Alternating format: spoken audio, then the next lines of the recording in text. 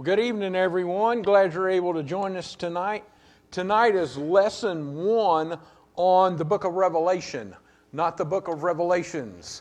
I think it's probably called Revelations more than Revelation. I don't know how many of you have seen the latest Ghostbuster movie. It's actually a pretty good movie, but I did have to laugh about it. There's a scene where they're going to one of the original Ghostbusters who had passed away, but they're going to his house, and they go pulling in. There's this big sign out front with Revelations 2023 or 20 something on there anyway. And I remember seeing that and chuckling, but it is and it's reflective of, quite frankly, how misunderstood the book of Revelation is. That is just the best way to explain that. Now, we'll just kind of jump in. We're starting off, the book of Revelation was written by John. For the most part, for the first couple hundred years, nobody ever argued that it was anybody but John the Apostle. Justin Martyr, Clement of Rome, Tertullian, Origen, all identify John, the son of Zebedee, as the author. Around the very end of the late 3rd century, just like today, some people want to question things and say, oh no, this is wrong. But their evidence is very subjective and skeptical and very poorly placed, to be blunt. Now, y'all know I have said many times before that you have to take some grain of salt with new things about, especially the Bible, or things about the Bible that have been around for so many centuries.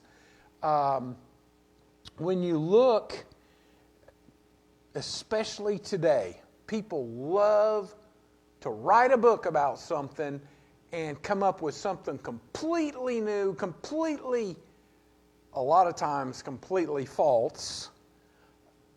And what they do is they're doing it to sell books or to get interviews and stuff like that. The only reason they're selling that book is to make money. And if they write that book and say the same thing everybody else has said for the last 2,000 years, not many people are going to buy it. But if they create a controversy, they'll sell more books. That's just the way it works today. Now, a couple of, when we're looking at the 16th century, there gets a couple of other people that, Martin Luther, John Calvin, they certainly thought that Revelation was canonical, but they weren't sure about the authorship. Well, something to keep in mind too. They don't have the evidence that we have today. What do I mean by that? We have far more papyri and tablets and everything else to weigh more information and a lot more writing to give information than they had at that time. Now, it was written on the Isle of Patmos in the Aegean Sea now here's the next thing, it seems like every book we talk about, there's somebody who wants to say it was written at a different time. The vast majority of everybody believe the book of Revelation was written during the reign of Domitian, the Emperor, Emperor I can't even say the word tonight. I apologize. Domitian, which his reign was from 81 to 96 AD. Why is that important? We'll cover that in a few minutes, but remember that.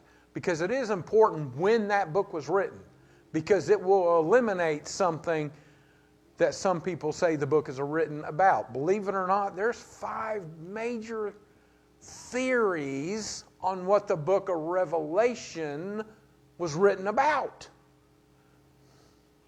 It primarily addresses the 7 churches in the Roman province of Asia, even though there were more churches in that area. There's a reason, and we will get into that before the end of the night. He wrote it to 7 churches.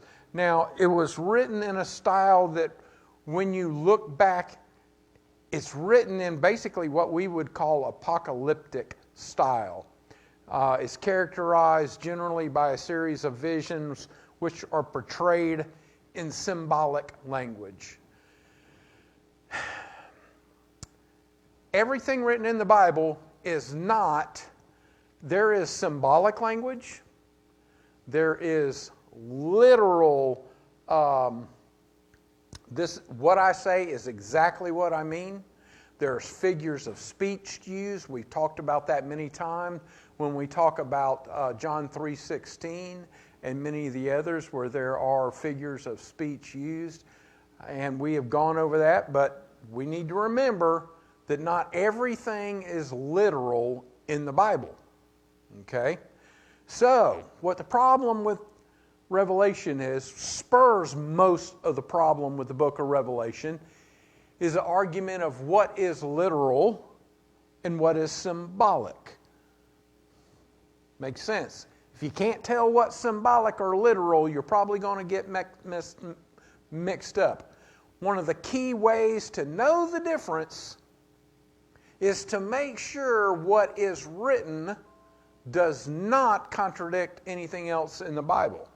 If it does, that's an easy tip-off that it's symbolic and not literal.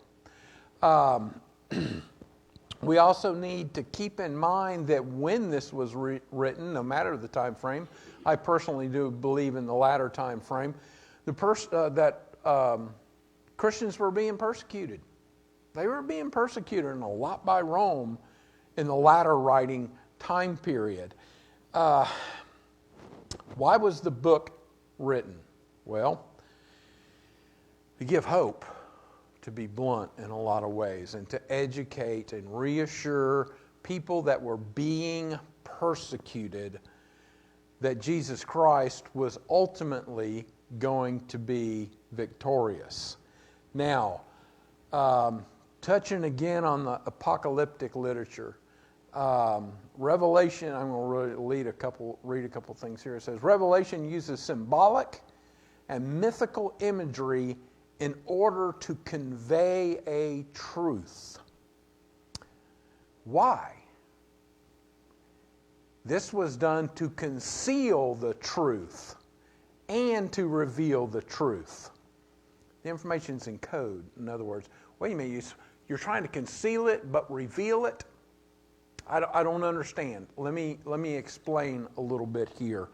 Keep in mind, if you were living in the Roman time, or let's just say something much more modern to us. Let's say you were living in Nazi Germany and you were anti-Nazi. There were groups. The White Rose group was one of them. They would distribute literature, and famously that group, most of them were caught and hung in the public square. Imagine if you were a Christian living in the Roman Empire and you were carrying around literature that foretold the destruction of Rome and the fall of the Roman Empire. Do you think that would be okay with the Romans? Yeah, probably not. That's the concealing part there. Concealing something that others don't realize when you're reading it. Now, revealing something to people who understand. For instance, these people majority were Jewish converts, and the number 7 is one of the main. Let me pull that up. What's that Jewish word again? Boy, I put that in late, didn't I?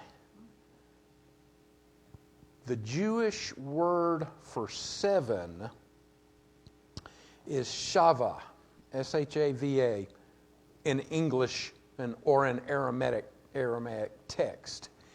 However, the word in Hebrew is linguistically related to the word to be full or to complete. In other words, a complete number of churches, a complete number of angels, a complete number of et cetera, et cetera, et cetera. As we will see, it starts right there. The number 7 is mentioned, I think, 56 times in the book of Revelation. There's certainly things that are written that the Jews and Christians will understand that would go right over the head of a Roman soldier or a Roman official reading the same information they stopped someone with. So for us to understand it properly, we have to understand those things as well, and we have to keep those things in mind.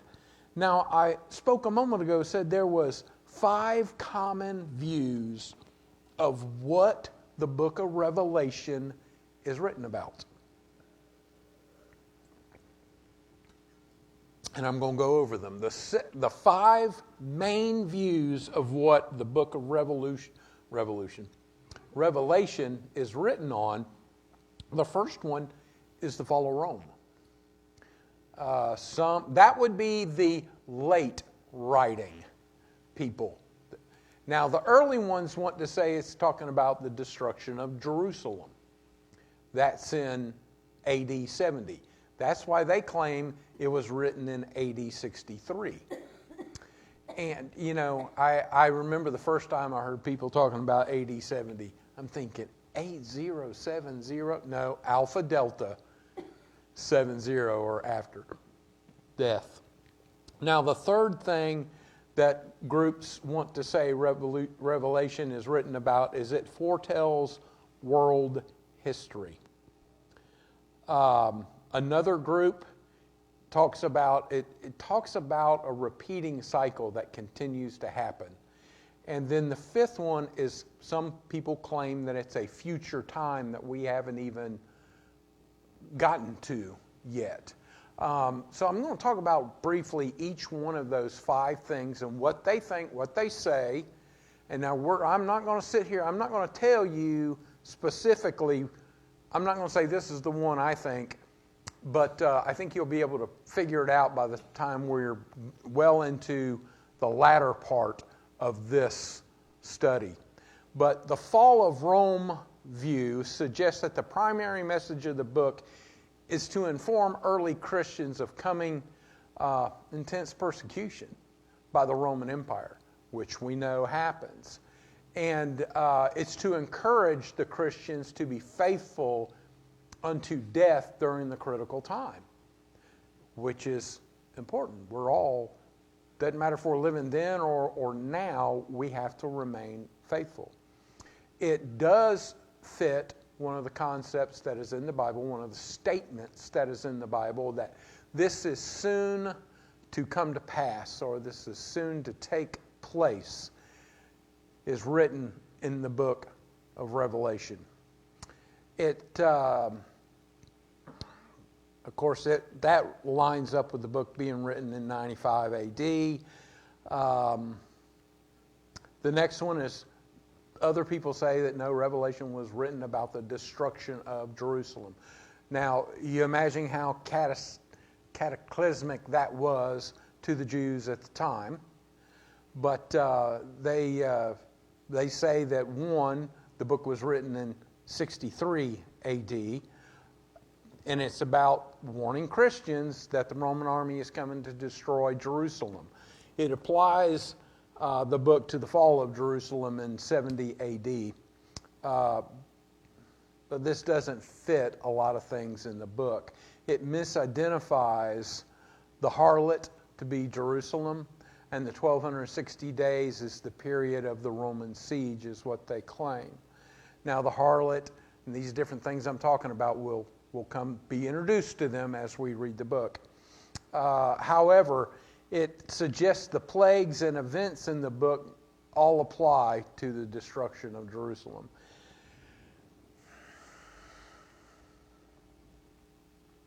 Number 3, foretells world history between first and second coming of Jesus. Original recipients would not have concluded this as events in the book must soon take place. How is must soon take place almost 2,000 years ago?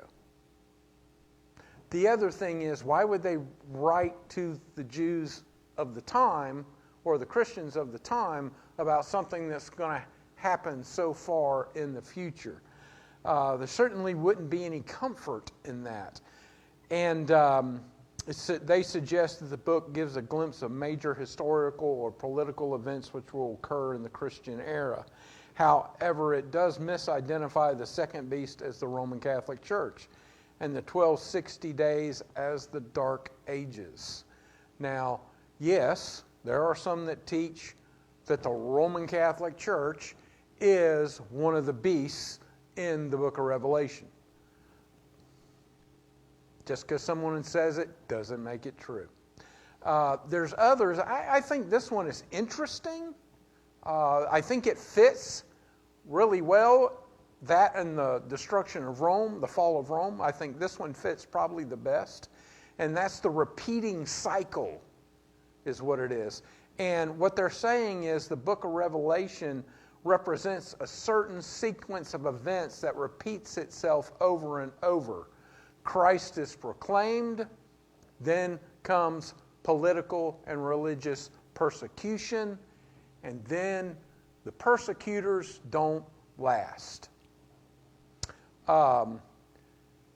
It ignores a few things, that the book is rooted in time and circumstances of the first century, but it does make it applicable to even today. But it does ignore the identities of the first beast, second beast, and harlot, which, if you identified them, how could they be in different places at different times? And it takes the 1260 days and makes it out to be the whole Christian era, which is still going on today. The last one, and this is the premillennialism, dispensational premillennialist view, which is in greater Christendom is probably the largest view that is happening today. And it suggests that nearly all events mentioned in the book are yet to come.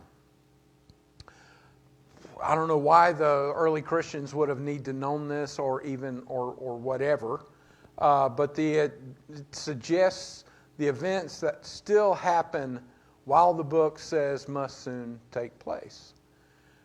Takes most of the figurative things in the book, especially Revelation chapter 20, as literal instead of being figurative. That's the biggest thing with the dispensational premillennialistic view of Revelation is they don't have symbolic and literal, I'm going to say correctly. We'll discuss that as we go through. And it also arbitrarily makes the first beast as the Antichrist and the second beast to be the Jewish Antichrist, too.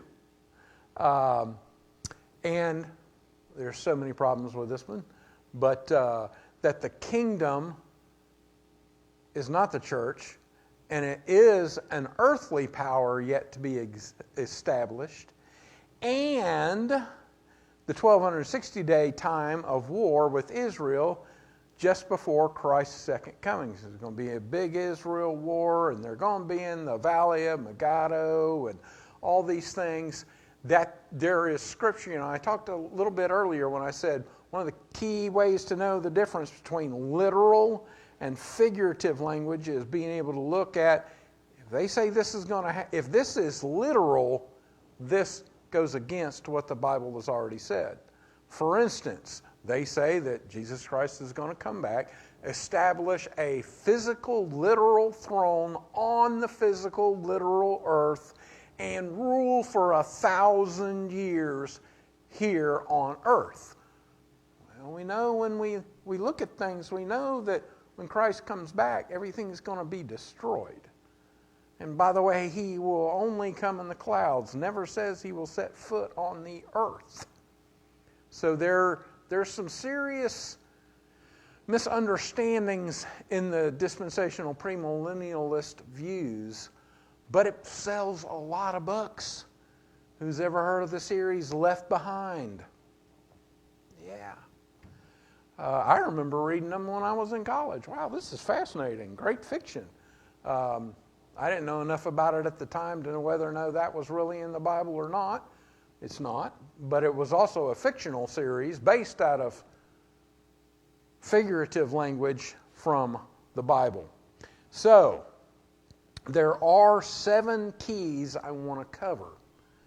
And I'm going to put these up every week. There's 7 things we need to keep in mind to be able to fully understand the book of Revelation. Number 1, we have to remember it is literally written symbolically in places. Some things are literal, some things are figurative. We have to remember the statement, shortly come to pass. We also, why was the book written? It was to give the people of the time comfort to the persecuted Christians. We also need to be careful about the identity of the dragon and the 2 beasts, the harlot, the correct identification of the 1260 days, and also the kingdom. You realize dispensational premillennialists say that when Jesus came to earth, he thought he was going to set up a physical kingdom here on earth, but he was surprised by the Jews, and that then they killed him. So he went away and set up the church as an afterthought.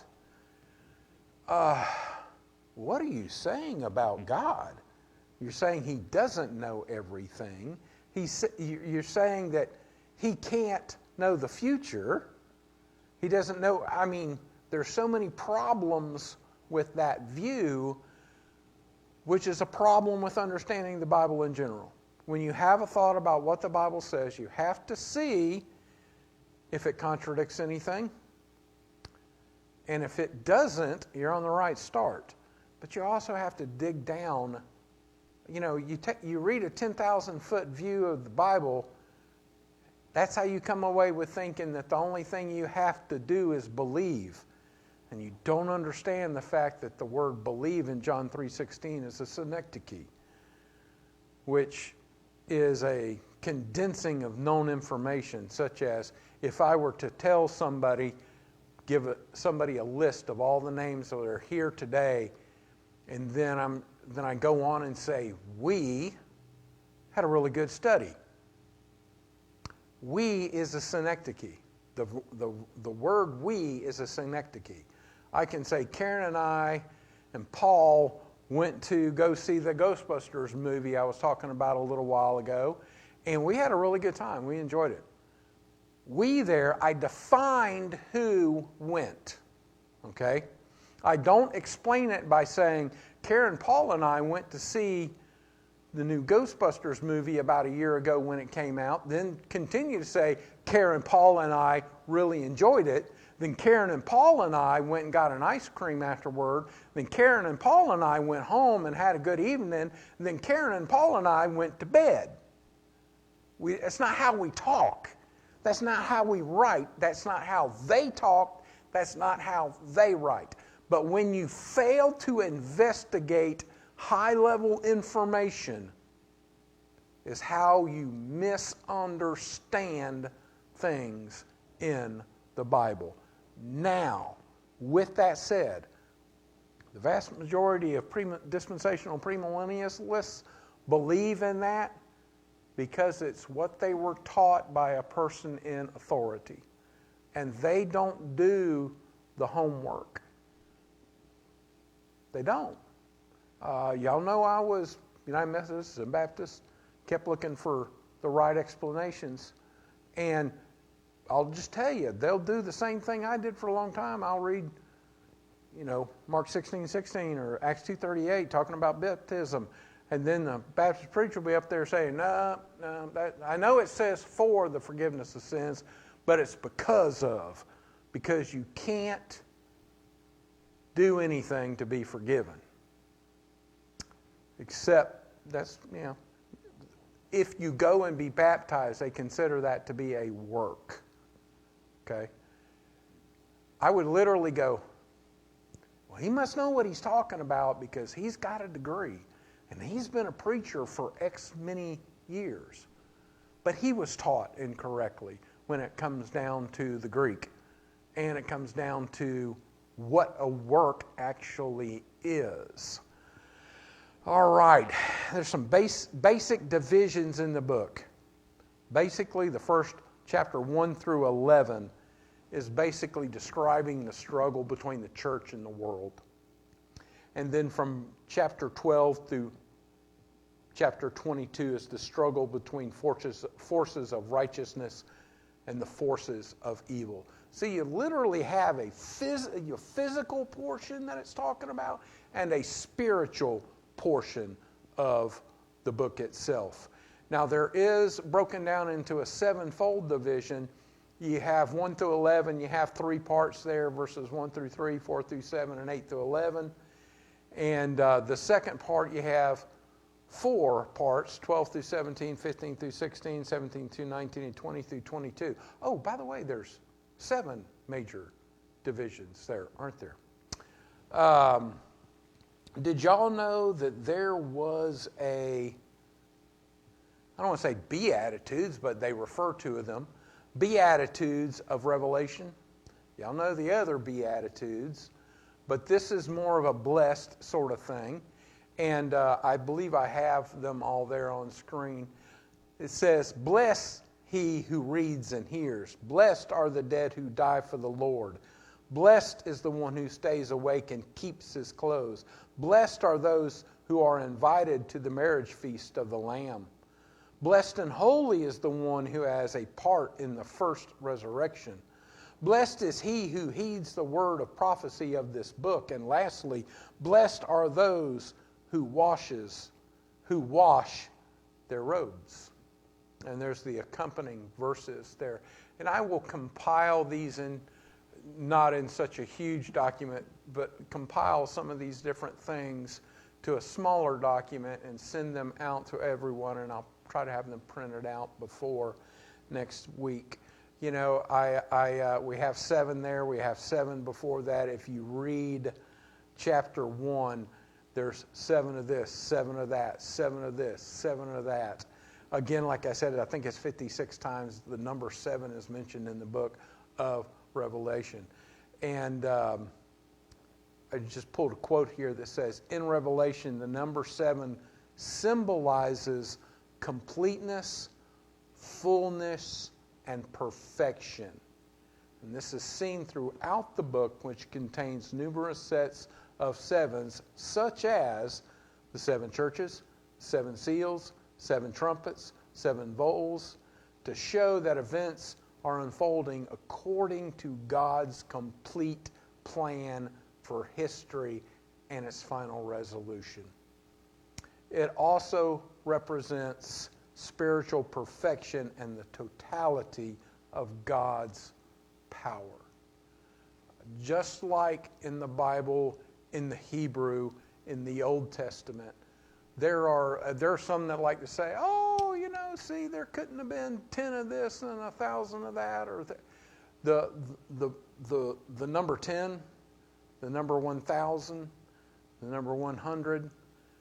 Those numbers are considered perfect numbers. In other words, there's a whole bunch of people out there, and we have just the right amount. They would say we have 100. Same can be said for 10 or 1,000. There's another thing that'll come up in this book. 144,000 are the only people that are going to get to heaven. No, there's actually in the text, especially when related to Jewish information and numbers, they thought some things were the perfect number. Like they're saying the 144,000 is it. But what they're actually saying is the perfect number of people. and I'm going to say this word because I know y'all know what I mean, that were predetermined. And we know that to be not God choosing an individual people, oh, Sally, Joey, whoever, but God predetermined the people that kept His commands, believed, confessed, kept His commands, were baptized, repented, would be saved. So what that number is really saying is the number that God has figured out is the perfect number. And they represented that by the number 144,000. Again, there is some code, there is some figurative language in this book. There's more than some, but there's still things we can learn about it. And I have already gone over my allotted time. Obviously, why I didn't even consider playing a video tonight. So different periods throughout this study. I'm going to attempt to do a chapter a Wednesday night. That's 22 weeks already. More than likely, chapter 20, 21, 22 are going to be more than 1 week or one night. So that already pushes us. I'm going to show some videos. So we're looking at probably around 30 weeks to cover the book of Revelation. There's a lot of information in it. And what I am going to try to do, I will probably at some point bore you. Tim, you've told us this 3 times or 4 times or whatever. The repetition helps it sink in. And we need to repeat those things that help us understand the book of Revelation itself. So with that, I'm going to pause for this evening. Hope you're able to meet with us again next week. Remember that we love you all, and we hope to see you, if you can, here on site. Would be wonderful. Take care. Bye-bye.